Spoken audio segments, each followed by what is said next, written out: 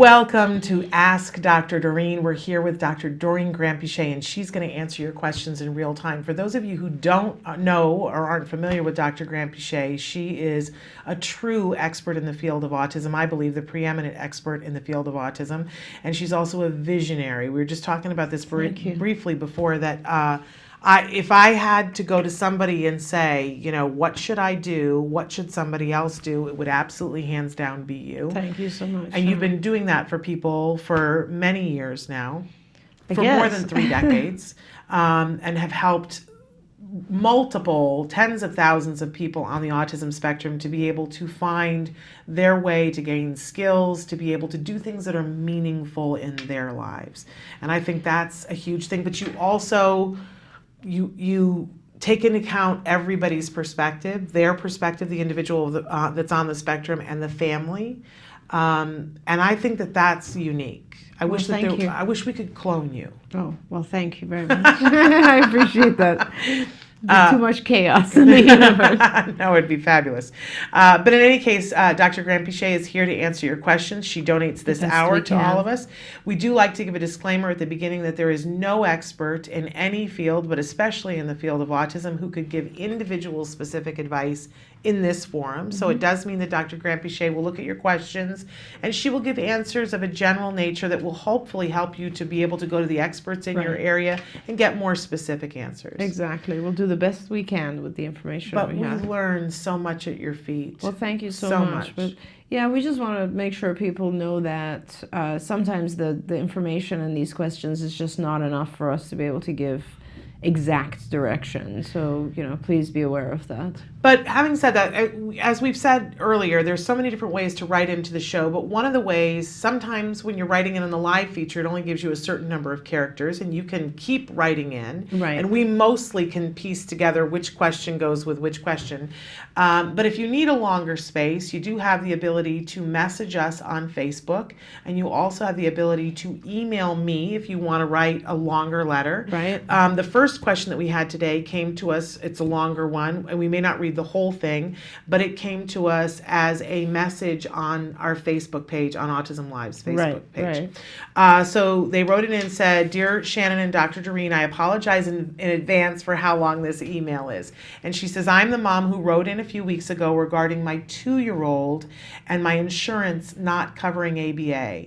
She goes on to say, "I cried when I heard my question read. I feel so alone in this," and I think we can all relate to that.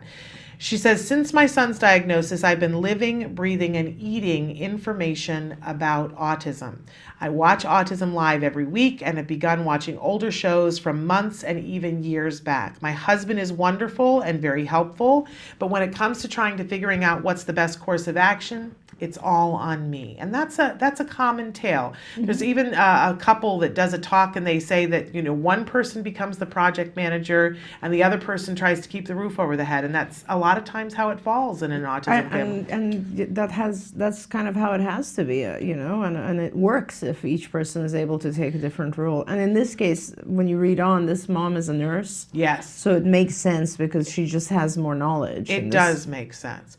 But she goes on to say, doctors are not being very helpful in the sense that I asked about biomedical aspect of autism. I met with judgmental looks, and I'm told flat out that those biomedical approaches don't work. He even had severe reflux and a milk protein allergy as an infant. When I asked the GI about the gut-brain connection, he gave me no insight and said kids with autism have GI issues. Which that just kills me, you know. Doesn't it? It offends me to my eye teeth. Not only that doctors would say none of this is true, but the fact that you just say, oh, all kids with autism have GI issues, which has absolutely nothing to do with autism at all. And unfortunately, then they decide not to treat them as a child that they would treat who was having GI issues. Exactly. This is autism. This is called overshadowing, and this kind of really concerns me, and it's so important that people don't ignore these other things that are going on with their kids. It's so important. It's horrifying. Okay, but she goes on to say, when I asked about the gut-brain connection, he gave me no insight, said kids with autism. My son has, the doctor doesn't believe in detoxing. She says, my son has eczema and keratosis pilaris. I have him on a dairy-free, gluten-free diet. I asked the GI about yeast overgrowth, and he does not believe in that either. I've got words for him. And she says, I have nowhere to turn. Well, fortunately, that's not true. That's the part that's not true. She says, my insurance only covers the pediatric GIs in that office, and it's so frustrating. What helps me a little is that I'm a nurse. And since I ask certain more probative questions, they don't totally disregard me, but I would love to find a physician that sees my son as a whole when it comes to autism. I don't believe I'm going to get an appropriate second opinion in that office. They're not looking at him as a whole. Thank you for answering my question a few weeks ago. You were right. The card I had the appointment for was the card, because we, to catch people up, in Florida, there are two different cards. One is attached to a university that has nothing to do with the card that we're talking about. Right. And it's Center for Autism-Related Disabilities, actually. It's a little bit different than the... Okay. She says, I contacted your card in Boca Raton, Florida, and they were so nice and helpful. I plan on applying for Medicaid, but I was told that card doesn't accept it in Florida yet. Also, I purchased the skills program in the interim to start doing ABA myself at home. In regard to IBT, which program do you recommend, the module for parents or the RBT modules? I apologize for all the questions, but I have one more. He is engaging in headbanging. I'm trying to figure out the function of the headbanging and stop him from doing it. He's a sensory seeker with all of his senses for the most. He does not avoid any visual, auditory, or tactile input. He bangs the back of his head while in the high chair in the car seat. He starts off soft, but then gradually gets faster and faster. He has, and I'm not sure how to say that, Chiari malformation. However, the neurologist is not concerned about it. It is a 4-millimeter herniation of the cerebellum, and the cerebral tonsils are triangular. I'm afraid that the headbanging is going to make the Chiari worse. When I tell him no, he looks right at me and smiles or laughs and continues to do it. I don't believe he bangs his head because of pain. He is very happy and a content kid. He is always smiling, laughing. Sometimes he does laugh inappropriately, which makes me wonder about yeast overgrowth. He also bangs his head when he's mad. He bangs the front of his head when he's mad and not in a chair. Luckily, he doesn't have a texture aversion and will eat anything and everything I give him, which I'm grateful for. But when his meal is done, he will scream and cry and bang his head. I distract him by being silly or singing, and he stops and he doesn't continue to cry for food. So I'm sure he's not still hungry. He also has been mouthing and biting his toys and fingers, and when he drinks water, he holds it in his mouth for a long time before swallowing it. When I tell him to swallow the water, he laughs. All this makes me believe it may be an oral sensory issue, but I'm not sure how to fix it. And thank you so much for your help. You have no idea how much I appreciate it. And we adore you. Right? This is an honest mom. Yes, absolutely. And I was taking notes because there's so much to tell you. You have to. We should have had the camera on you because you were furiously scribbling. I just hope there's I don't a lot forget there. anything. Yeah, there's a lot going on, and I'll try not to talk about, just answer this one question the whole show, but I'll do my best here. Okay. So a couple of things. First of all, you have found your tribe. We're here. Let me tell you this. What you're experiencing is not unique. In fact, it's probably, I want to say maybe 80% of parents who have had a child with autism have gone through this sort of thing, where their pediatricians or even further GI doctors will kind of mock where we are right now and what we know about autism.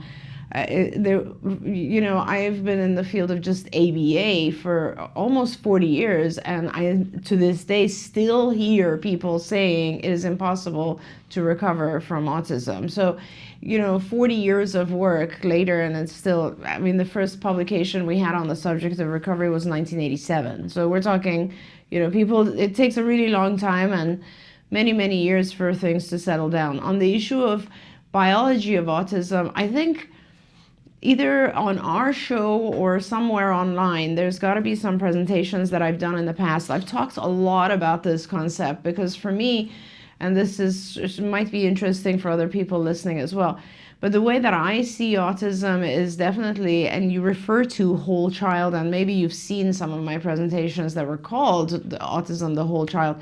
And really what we're talking about is, from my perspective, there is definitely There's no question, we know already that in some cases at least there's a genetic predisposition, but that genetic predisposition, what it really affects in the children, the biology underlying what we see with our kids, is very often related to what's going on in their immune system, which means also related to the GI tract, of course. And there is, when children have inflammation in their GI tract, which sounds like your child does, due to perhaps these allergens or perhaps something else, we don't know yet, there's no question that his immune system is not functioning the way it should be. A lot of our kids react to toxins very differently. A lot of our children have severe redox issues, and I would really recommend that you do continue to pursue the medical issues, because we look at this just the example you gave where your child has gastrointestinal problems and the doctors are saying, oh, this is just about the autism. If it was any other child, as Shannon said, and they had bloating, if they had diarrhea, constipation, just gastrointestinal pain, whatever it was, everyone would take that seriously. We would definitely be treating that child. With our kids, somehow the doctors are like, oh, that's just part of autism. It is such an ignorant statement to say that's part of autism. It has absolutely nothing to do with the diagnosis of autism. And we're just ignoring the fact that there's a high correlation with children who have autism, who also have, and it's so high that it might even be causative, and people are not willing to look at it. So it's amazing. You're doing the right thing in regards to the diet. I do recommend, so here's 2 doctors that you can contact. I believe you're in Florida. Yes. And I don't know which side of Florida you're on, but in the Miami southeastern section of Florida, so in the Miami area, a very good friend of mine, Dr. Andrew Levinson. He is a orthomolecular psychiatrist. He has a center called Vitality Health and Wellness, and you can look him up online and see how he treats patients. Both of these guys were Dan physicians. Both of these guys are very, very well trained in what is now called MAPS, which MAPS are the doctors that kind of used to be called Dan doctors, and they are the ones that are kind of, I would say they're on the cutting edge. They're looked at sometimes differently because the things that they believe in, the whole concept of redox and inflammation and allergies and all that sort of stuff, and leaky gut and all that, there is a lot of research and publication behind it, but a lot of mainstream physicians still choose to think that this is sort of crazy and out there. All of these physicians are specialists only in autism. They work, although Andrew is a psychiatrist, he has very few patients outside of autism. He does see regular patients, but he mainly focuses on autism. So that is one avenue. And another doctor who actually Andrew and David used to be partners is David Berger. David is in Tampa. And so the other side, and he's a pediatrician, and you would have to really decide. They have different styles, so go on their websites and figure out which one you prefer. And we've had them both on the show. Okay. You can look at interviews for both of them on the show and see they're both 2 of the most amazing people. Absolutely. I would love to be in the room with either one of them. Absolutely. They're both extremely knowledgeable, and I think you will not go wrong. And given that you're a nurse, so you have 2 choices here. One is that you try to get your insurance to cover one or the other.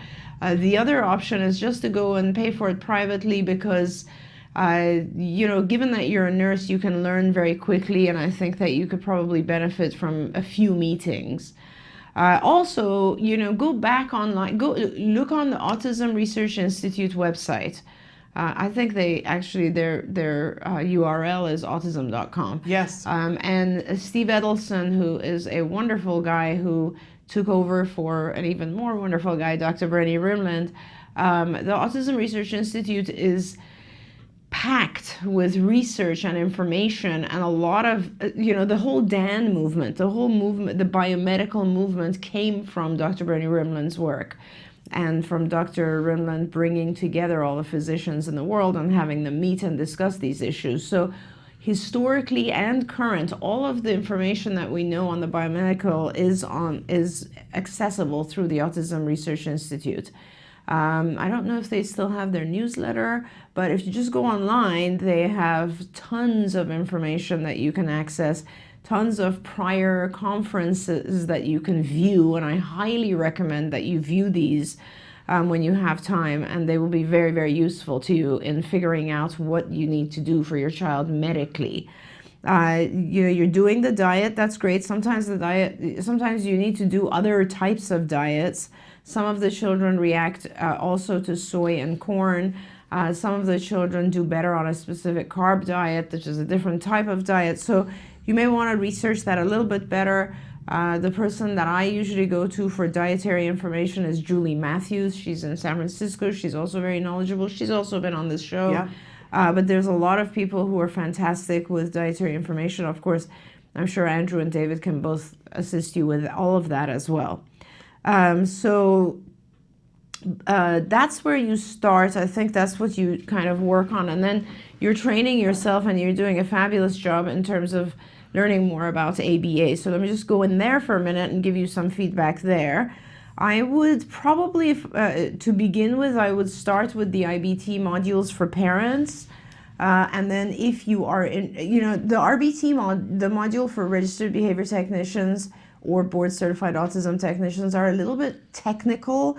I don't know if you need that level of technicality, because we're talking about, if you were to be the sole person doing therapy yourself, I'd say go to the RBT module right away. But I think you need to go to the parents module and then see how you feel about it. And I don't think they're not basic. The parents modules are fantastic, and they get more and more and more advanced. So I would just start there, and I would go with those. They're very, very good modules. I enjoy those quite a bit. And then I think what you need to do is, if you hire a team of people, if you want to get a good ABA program going for your child, and let's say your insurance isn't covering it, and we're trying to get into Medicaid. It's an application process, but we're working on that. And I'm not sure if we actually got it approved or not. We may have. I'll have to find out. But until that happens, you can always hire a team of people and pay them minimum wage and have them trained through the RBT modules. And that way they will really learn the science of ABA and what to do. And that way you'll have a team of people, and your child is 2, and you really should be starting with somewhere, probably you want to start with like maybe 3 hours a day, 2 hours a day. I mean, you're going to have to break it up. Even if you do 3 hours a day, you're going to only be able to do half-hour segments, which are broken up. So you won't be able to get much more than that done with a 2-year-old, because 2-year-olds get tired very quickly. I generally ramp up sessions to about 40 hours by the time the child hits 3. So at 2, you could do a lot less. And when I say you're doing like 3 hours a day of ABA work, you have a team of, say, 3 people who work with you, and they rotate, right? So each of them will come for an hour a day, and what they will do is, or, one of them will take Mondays and Wednesdays, another one, however you mix up that schedule. And then they will do a 30-minute segment of time, and the 30 minutes is now will be composed of various things from skills. And there'll be things like nonverbal imitation of sounds, just basic receptive language, like giving or pointing to objects, touching objects, very, very basic things that will just start to teach your child some compliance, and just kind of, it's very important in the beginning. We always do what's called discrete trial, because what we're trying to do is we're trying to establish a connection with the child, where the child understands that I will give you an instruction and you will do the correct behavior, and then I will give you a reinforcer. That 3-segment thing is called a discrete trial. It's an antecedent behavior consequence type thing, and that's very, very important. Once that's established, the whole flow of ABA can go faster, because the child then knows that a response is expected. You'll learn a lot of this stuff on IBT. I want to give you some direct feedback on some of these things. The head banging that he's doing in his car seat, for instance, and so on, is most likely not an avoidance type thing. It sounds like a sensory type of thing. And so I would try to get him a helmet. because I would want to prevent the sensory feeling that he gets from banging. It could also be not just the sensory from banging, but the visual that occurs from doing this. A lot of times we don't realize that there's a visual component to some of the self-stimulatory stuff that, many of my kids will spit, and then you're thinking, oh, I wonder, if that's an oral motor type thing, and it isn't. And we found for many of the kids, they're looking at the spit as and the colors. It's the visual, exactly. And it's fascinating that we don't think about that. So it could also be a visual self-stimulatory type thing. And you can find out by perhaps having some sort of like a like an iPad or something on the back of the seat in front of him, and see if he does it when he's occupied, when he's visually occupied. So what your goal with that sort of head banging is to prevent it. You can't prevent it by just saying stop. That's not going to happen. He doesn't really, at this point, and I don't know your child well enough, but I think most of the language will be more like blah, blah, blah. He's not really understanding the concepts of stop and do this and so on. So he's just enjoying the interaction, which is why he giggles or laughs or has fun with you. So the way to stop these behaviors is to prevent them, is to block them. Now, you'll either be preventing it by the helmet because he just won't get the sensation, or you'll be preventing it by keeping his visual busy with something else. Let us know how that goes. The fact that he also bangs his head when he's mad, that is a different function. So it's very, very possible. Always remember that you can have one topography of a behavior, one type of behavior like head banging, and it can have multiple functions. So it can happen when he wants the sensation, which he'll head bang backwards perhaps, or it can happen when he's angry and he'll head bang and hit something because what he's trying to do, because probably what happens is when he's done that in the past, people have backed off and left him alone. So to him, it's a way of saying, leave me alone, I don't want to deal with a demand. So that head banging is demand avoidance. He's trying to avoid whatever it is you told him to do. Now, so in that case, the response is you actually motor him through whatever it is. I think you said when he's mad and is not, I don't know what makes him mad, but whatever, if you place the demand and that made him mad and then he head banged, that would indicate he's just trying to avoid the demand, in which case you would want to make sure he doesn't avoid it. So you would kind of motor him through it, give easier instructions so that he can do them. But I would not allow him to get away with things just by head banging. That's the important message here, because when our kids head bang and then we back off, what happens is they learn that head banging sufficiently freaked you out to leave me alone. So from here on, when I want you to not give me a demand or place a demand on me, I'm going to head bang. So what you're doing in effect is actually teaching him to increase head banging, which is definitely not something you want. So that's not good. With the issue of the meals, he is eating, and then I think what you're saying is that he cries for more food. What I think you should be doing is you should start to teach him to point to pictures of food items so that you're placing a contingency on it so that he has to request more food. So for instance, if you have a bunch of different, let's say you're giving him a meal which consists of, I don't know, chicken and peas and potatoes, and you are able to and I suggest you teach him actually, you have pictures that represent peas and pictures that represent potatoes and pictures that represent chicken, and it looks very similar. And you have the pictures, you could use a Polaroid, you could just teach these to him separately as a part of a program. And when he wants more of something, he has to point to it. Now, ultimately, in the long run, he'll end up having a whole array of pictures because there's certain foods, and 2-year-olds don't have a whole bunch of foods they like. Having GI issues, might even be picky.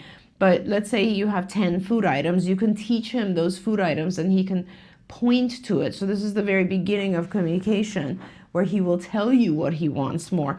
And because that requires him to do something, it'll be less likely that he will keep asking for more food because there's a demand involved now. And if he's really hungry, then he will go ahead and do that. You don't try to distract. So he screams and cries, and then you distract him by being silly and singing. Being silly and singing is a fun thing, so it could be classified as a reinforcer, and it's following the screaming and crying. So human nature is when a reinforcer follows a certain behavior, that behavior increases. So by being silly and singing with him to distract him, I know that's your goal, but what's actually happening is he will learn that in the future, if he wants you to sing and be silly, he'll cry and do all those behaviors because you've now paired the reinforcer with that particular behavior. So whenever he does something you don't like, walk away from it. Don't reinforce it by interacting, talking to him, giving him being silly and singing and that sort of stuff. Turn your back on it, and don't attend to it. That's called extinction, and you will learn that in the IBT modules. Finally, it's completely contrary to what we've all been raised. Very contrary. Yes. I had to put a thing on my mirror that said reward good behavior and act like the bad behavior didn't happen. Exactly. Because I couldn't remember that. Because I had been trained as a person that be on your kid. They do something, don't do that, stop, don't do that. It's the complete opposite. Total opposite. But I put it on the mirrors in all the bathrooms so Right. that I would remember as often as possible, act like the bad behavior didn't happen. And other people around you will lose their minds. They'll be like, aren't you going to say something about? No, I'm not going to say something about that. And it's so important, and it's so interesting because you have people say that ABA has a reputation of being like abusive or too difficult. And we are the people that ignore bad behavior, right. Which is really interesting for me. But and then finally, the last thing is this whole swallowing of yes. water and holding it. And by the way, we had another a viewer who wrote in and said, "Oh my goodness, that's my kid. He bangs his head and he holds water in his mouth." Okay. So we have more than one listener. That's interesting. So just reduce the amount of water per sip. So just give him a tiny amount of water in the cup. If he swallows it immediately, give him more. Okay. If he swishes it around, you're not giving him any more. Just that's the way to go. That's the bottom line. And eventually, this is not something you're prepared to deal with right now. Eventually, you will deal with this because we will get him acclimated to a timer, and you will then get him to swallow within certain timer settings. I don't want to mess with it right now because I'm not sure. I don't know enough about him. I don't know what his diet is like. Sometimes when you start dealing with food and drink, it starts to affect the variety of things the child drinks or eats. But right now, just give him very small, tiny amounts of water so that he, at best, he can hold one sip in his mouth. Okay. But not make it a big deal. Not make it your whole life, minimal, no discussion about it. You just put less water in. Exactly. Okay, great. That was a workout. Yeah. That was a half of the show. When I saw the question, and I really care about parents like this. You are the reason I'm in this field. Let me just tell you, because I'm so dedicated to people who are willing to do so much. Yeah. And I just want to help you as much as I possibly can. So feel free to write into us more, and we'll do the best we can. Absolutely. We're going to take a short break, and then when we come back, we've got a question from a grandparent about a 3.5-year-old. We've got a question about a newly diagnosed 5-year-old, and then we're going to talk a little bit about summer and how to schedule a day for the summer for kids who think they want to be on the TV all the time. So stick with us. More Ask Dr. Doreen after these messages. Hi, I'm Yvonne Johansson, and this is My Little House. My Little House is an interactive, multi-sensory educational felt toy that I invented to help develop children's language skills. I love My Little House. I've been working as a speech therapist for over 20 years. I have spent my entire career working with young children. I work with children with language delays, and I have many children with significant cognitive disabilities and children on the autism spectrum. It has been a constant challenge finding toys that are fun, educational, and actually engage my students. In every preschool, since I've been a young therapist, we carry on these felt boards. boards. Kids love them because they're soft and they're fluffy, and there's usually these little pieces that attach to these boards because felt sticks onto felt. You bring them into the activity because they're putting a piece on the board. So it's almost kind of like magic. So then I just thought, wouldn't it be great if I could just take this one-dimensional board and make it into an actual three-dimensional toy? How cool would that be? That's the idea behind My Little House. You can spread it out flat like a 4-panel felt board, or here's the cool part. In the blink of an eye, My Little House easily converts into a 3-dimensional reversible house. This is the outside. This is the inside. My Little House comes with 36 felt cutout pieces that match outlines in 8 colorful rooms. And they're felt, so they stick. Each piece inside My Little House has been placed with purpose. For instance, in the kitchen, whole, half, under, on top, inside, big, bigger, and biggest, empty and full, circle, triangle, inside, outside. Really cool thing, I have a nonprofit, Lecotech. They are the folks that put out the Differently Able Guide for Toys R Us. They've been doing it for 25 years. They gave me their seal of approval as a toy that they feel is a toy with purpose, and that will make a difference. But My Little House isn't just for kids on the spectrum or with significant disorders. It's also for typically developing 2 to 5-year-olds. It's a fun toy. Oh, this is so soft. That piece goes. Recently, I took My Little House to the American Speech and Hearing Association convention in Philadelphia, and the response from my peers was overwhelming. Hundreds of therapists, teachers, and heads of school districts wanted to order them. It was real validation for me that this truly is a toy that needs to get out there. Hi, I'm Shannon Penrod. I'm a proud autism mom, I'm a former educator, and I am the host of Autism Live. And as all three of those things, I want to recommend to you My Little House. This is one of the smartest toys I have ever seen for teaching language to kids who have emerging language. Whether they're on the autism spectrum or completely neurotypical, it's a great, fun, reinforcing toy, but it's especially great for our kids that are on the autism spectrum because it makes learning fun and it makes it tactile. They have these felt shapes and they get to match them up. And I'm telling you, even the adults love to play with this. We loved this toy so much that we wanted to be able to bring it to you at a great discount. So right now, if you will go to www.smartfelttoys, and when you get to the coupon code, put in a-live.com, you'll get $5 off. Isn't that great?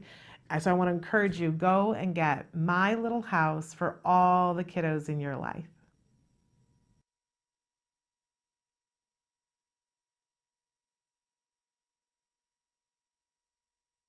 Welcome back to Autism Live. We are here with Dr. Doreen June, and she's answering your questions in real time.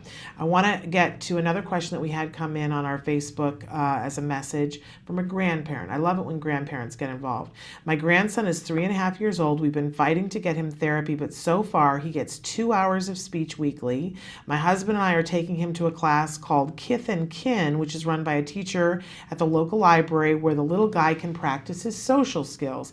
The minimal amount of speech therapy has made a tremendous difference. He's now beginning to engage us on his own, and he's trying to interact with other children. How can I get the appropriate therapy for him? I feel with socialization and speech, he can catch up very quickly. Yeah. And I kind of wanted to link this to the next question that we had because it's about beginning and starting as well, in totally different areas. But another person wrote in and said on our live feature this morning and said, hello, we just found out that my 5-year-old is on the spectrum and we're just starting to learn about autism. He also has an auditory processing disorder and gets overstimulated by noise and sounds. His challenges are trouble tolerating no transitioning, spitting on other kids, and when he wants some space, difficulty tolerating young brother, he's tantruming. He will go to his room to calm down, but it slams his door. If we block it, his tantrum lasts longer. And this is the part where I feel like they're connected is where do I begin? He will go to kindergarten in the fall, and thank you very much. So very different, but about beginning. Yes. And you know, there's I guess 3 ways you can go about getting therapy right now. First of all, But can we start by saying, because they're so new, that they have to get ABA? yes, that has to happen. so let's go back. Yes, okay, absolutely. The first family is trying to get speech therapy, and I'm not sure if they're clear that speech therapy is quite different from ABA. So the intervention that has been the only therapy, the only treatment that has been approved for autism is ABA, which stands for Applied Behavior Analysis. What that is very basic treatment, therapy. It looks like educational instruction, but it isn't. It falls under the realm of psychology. And what it is basically you learn, the therapists who work with the children use various techniques to modify the child's behaviors. And when I talk about modifying behaviors, the types of behaviors that we're modifying are 2 types. There's the challenging behaviors, which the second family has listed, like spitting and tantruming. Spitting, tantruming, etc. And those we want to reduce and get rid of ultimately. And then there's the delayed behaviors, so areas that are delayed, like no speech, no social skills, no play, no adaptive skills, whatever, and those we want to increase. And so we use these techniques in ABA to teach the child how to not engage in those challenging behaviors, and also at the same time we're trying to increase all of their skills, because the more skilled an individual becomes, the less likely they're going to use challenging behaviors to communicate. A lot of these behaviors, the majority of these challenging behaviors, are used because the child can't communicate otherwise. With our typical kids, 2 and 3-year-olds tantrum instead of using their words. What we tell them is use your words, and then they use their words, and if we can give them what they want, or if their words are useful to them, the tantrum stops. So it's really important that both of you try to get your grandchild 3.5 and your child 5-year-old involved with ABA as soon as possible. And can I just throw in a disclaimer here too, that you might be listening and going, oh, but these kids are obviously in different skill level places. Yes. And a lot of times people will be told, oh, well, this child isn't high functioning enough to get ABA, or this one is too high functioning to benefit from ABA. And I wondered if you could, I know that to be total hooey. Right. That both of these kids, regardless of where they are skill level, what they really need is ABA, and maybe you could, briefly address Talk about that. Absolutely. So ABA is a series of techniques. It is a subsection of psychology, and basically these techniques work with everyone. They work with you and I. An example is I have been doing this show with you for how many years now? I don't know, 4, 5 years. And so for me, the behavior of doing this show is, I give up whatever else I have to do, and I come down and I sit here and I answer questions for an hour. So there's a little bit of demand involved, or it's a task. However, for me, doing this show is not only infused with massive reinforcers for me, because I read these amazing emails that are all thankful for the help that we've given them. So it's incredibly reinforcing for me that my doing the show is like infused with all this reward for me. But also, I really enjoy being with you. So it's for me a double reinforcer. So it's actually funny, because if I looked back at the last 5 years, this would be the only thing that has been a stable place in my calendar for the past 5 years. The only thing. Everything else changes, because nothing else actually has this level of reward for me, which is really interesting. So what that means is I do this show, I'm rewarded, so I'm more likely to keep doing this show. So any behavior, the whole concept of ABA is any behavior that is followed by a reinforcer, it increases. Any behavior that is not followed by an adequate reinforcer decreases. That's all ABA is. That principle applies to individuals with autism, when we want to increase people's behavior in the workplace, marriage counseling. I mean, you name it, that principle applies to anything. So it really has nothing at all to do with the level of functioning of the child whatsoever. It's a series of protocols and practices that apply to everyone. The content of the instruction, which is really the curriculum, has to be individualized to the child. So if there's a child who has no speech, then we will work on communication probably first. Whether it's verbal or nonverbal, it's definitely going to be communication. Also, if it's a child who has a ton of challenging behaviors, we're going to be working on communication, because communication will replace challenging behavior. If it's a higher functioning child who is talking just fine, but their social behavior is odd, that's what we're going to be working on. So if it's the array of lessons is massive.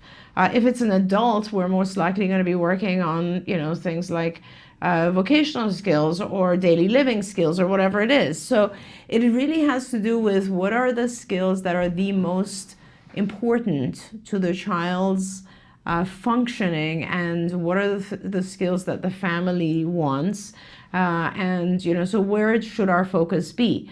Now, for younger children, it has been shown that if you are, let's say, 2 or 3 or 4 years old, beginning a program, and in some cases even 5, you actually have the possibility of learning everything that you're delayed on. So, which would mean you have there is a possibility that you might fully recover, which means you no longer meet the criteria for a diagnosis of autism. Obviously, a diagnosis of autism requires certain deficits and certain aberrations in skills to be present.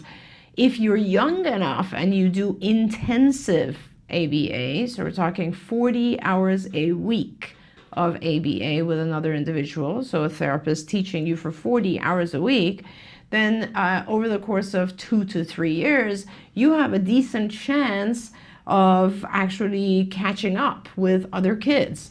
At least, the research shows that at least half of the kids have that chance if they get really quality ABA. As you get older, it becomes harder and harder. Now, why is that? That's because there's more and more to teach. I always say, if I take a 2-year-old and I have 3 years, so by the time they're 5, I have a lot of time to try to teach them all the skills of a 5-year-old. But if I'm working with, let's say, a 6-year-old to start, by the time they're 9, just think about the things that I would have to teach them. It becomes impossible. There's just not enough hours in the day to be able to teach everything. So it becomes very hard for the child to catch up. Fully. Not catch up at all, but to Absolutely. fully catch up. And having said that, there's a subset of children who just take a much longer time.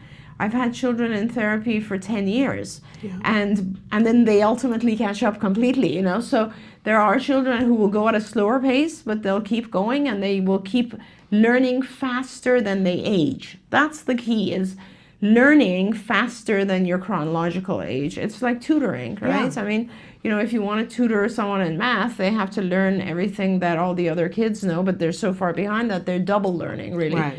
So a lot of our kids, if you can kind of get them to a point where they're getting intensive services, it's like intensive tutoring, they will learn.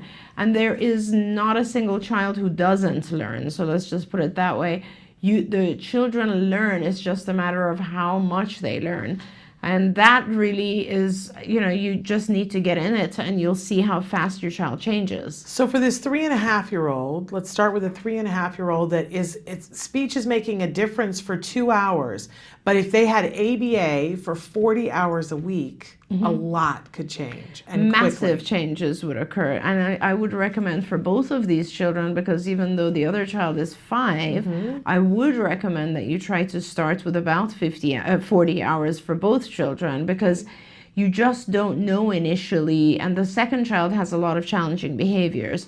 So when you have a lot of challenging behaviors, it becomes very important to control the child's environment. If you do, let's say, 3 hours, or 10 hours, whatever, The rest of those 30, the child gets a little confused because now they have rules during those 10 hours and the old rules during the rest of the time, and it becomes very difficult to get rid of these challenging behaviors. Whereas if all of their waking hours are controlled by the rules of ABA, they'll get through these behaviors a lot faster. So, I want to talk about how to get a program because I don't know where you each are. Right. There's 3 different ways that you could go about this. Obviously, the preference is if you have funding.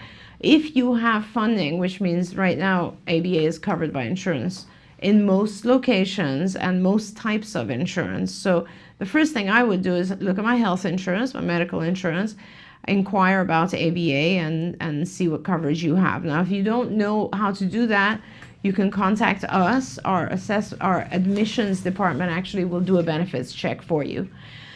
So we will check on coverage. If you have coverage, then your life is a lot easier, and you will, depending on where you are, we can guide you on how to set up a program. If your card right now, our company has, I think, around 140 sites. So wherever you are, we might be close to you and we might be able to just take over and start. If you engage with us, we do all of it. So we will do everything from diagnosis to end, everything. We do annual testing, we'll staff your child, we'll give you a team of people.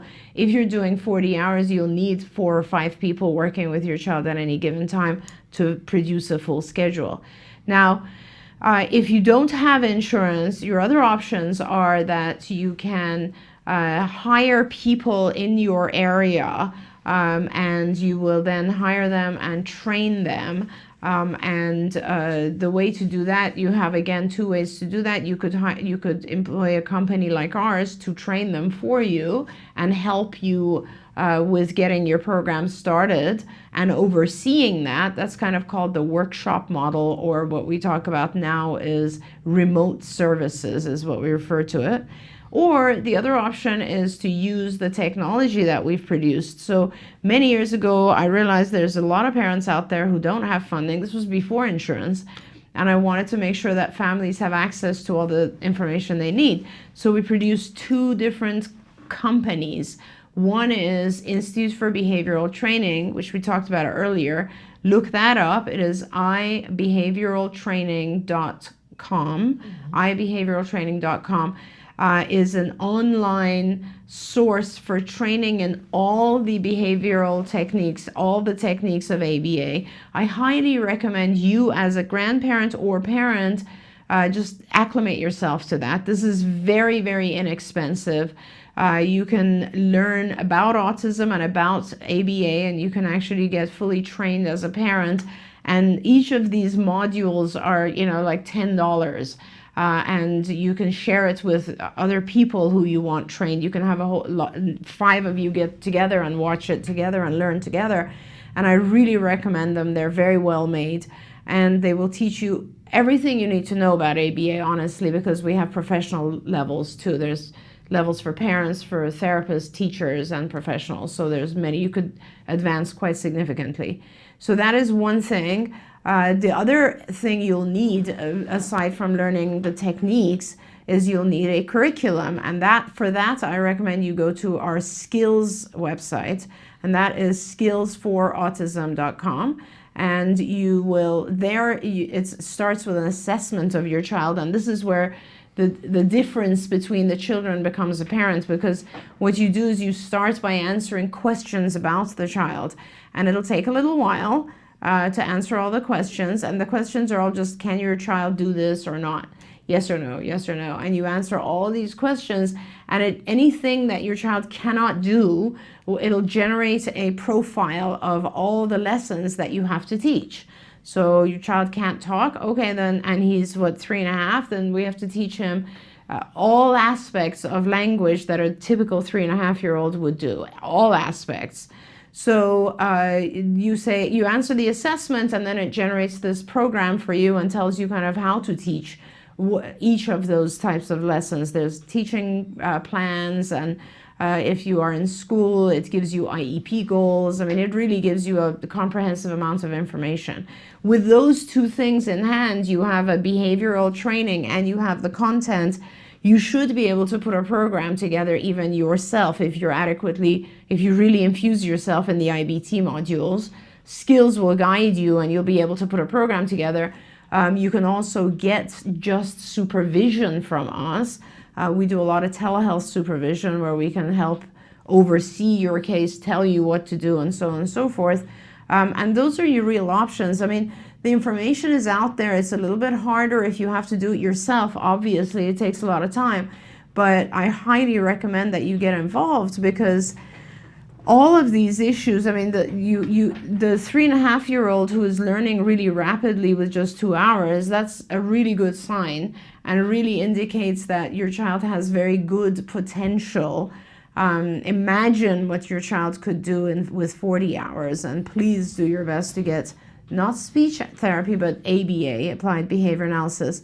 And the 5-year-old who hasn't even been diagnosed until now, what that tells me is that that child has a lot of skills already, and that the only reason they're getting a diagnosis right now is possibly because all these challenging behaviors exist. Now, challenging behaviors are not part of the autism diagnosis. They're a side effect of the autism diagnosis because the child has a hard time communicating, and they've learned, for instance, that, hey, I want some space, I'm going to throw a tantrum, and people will back off. And you might be right that he is overstimulated. A lot of our kids are overstimulated by noises and sounds. And it's funny that you said he has trouble tolerating no. A lot of kids have trouble tolerating no. I have trouble tolerating Everybody no. does. And unfortunately, we have to, sooner than later, teach our kids sometimes that they have to tolerate no. And there are techniques that you can do, that you use to get our kids to be more compliant. So please don't give up. I know it's massive. What you feel like, what you're dealing with feels like it's a lot, but it's quite doable. And it's easy to get overwhelmed. So first of all, I just want to send you an air hug and say that this is doable. Like I'm listening to it going, oh my gosh, that's so overwhelming. So I don't think scary, I could do it. But I know that I did. But how you do it is you do it one step at a time. Definitely. And even if you just have to today say, I'm going to do these 2 things. So today, you could go to the Institute, ibehavioraltraining.com, and just buy one module. Yes. I would recommend the one on compliance. I agree. Because all good things come with compliance, and for both of these kids, compliance would be a great thing. I agree. And especially the second child, I just want you to really infuse yourself in IBT and learn about how to manage challenging behavior, because I don't want you to wait for kindergarten to deal with it in the fall. No one else is going to deal with this. They don't, unless you're trained in ABA, a lot of times these behaviors will go on forever. And like I'm telling you, this is a good opportunity to get involved and change these things. Yeah. You can make a huge dent in it just over the summer. And waiting is the last thing you want to do. Absolutely. So you got to take some action today. So I would go to ibehavioraltraining.com, do the compliance training, and start watching it. That would count as 2 things. Going to the website, getting it. Now, if you want to do one more thing, you could go to Skills and sign up for your free 14-day trial and just start answering questions in one of the curricular areas. Don't think you're going to get the whole thing done in one day. Right. That's not going to happen. But I'll tell you, it's the best investment in your child to take that assessment, because you will get a snapshot of where your child is. I always say you go to the mall and it says you are here, and then you can look at the map and go, where do I want to get from here? And as a parent, I wanted that so badly with autism. I didn't get that until we took the skills assessment. And honestly, there's no other developmental assessment that's this comprehensive. It's pretty incredible. Like, it really shows you. And don't get depressed, because it's not about, oh my gosh, all the stuff he doesn't know. It's about, now that I know what he doesn't know, I can teach him. It's a place to start. So there's those 2 things. And that'll then explain. Actually, when children have so many weaknesses, then you understand why they're so frustrated. Yes. Which is why they're having these challenging behaviors. And you will see, I mean, even at school, sometimes they talk about your child's expressive language and the receptive language. The first time I saw it on a graph and went, oh, he hears more of what I'm saying than what he says, I then knew how to play to his strengths. Absolutely right. So those are things. Unfortunately, we're out of time and we didn't get to the one. I promise that next week we will start with a question about what to do with a kid's time during the summer because they want to watch TV all the time. Yes. But I will tell you that we did a series last year and we were refreshing it this year about Summer Slide. And we started redoing it again last Thursday about 5 things that you can do with all kids, no matter what level they're at. You can approach it one way. So take a look at our Summer Slide series about what to do to structure their time. But we'll have you answer that as well next week. Thank you so much for everything Thank you do. you very much. Thank you Always for being a on the joy. planet. Thank you so much. No, sincerely. And thank all of you for writing in with these great, great questions.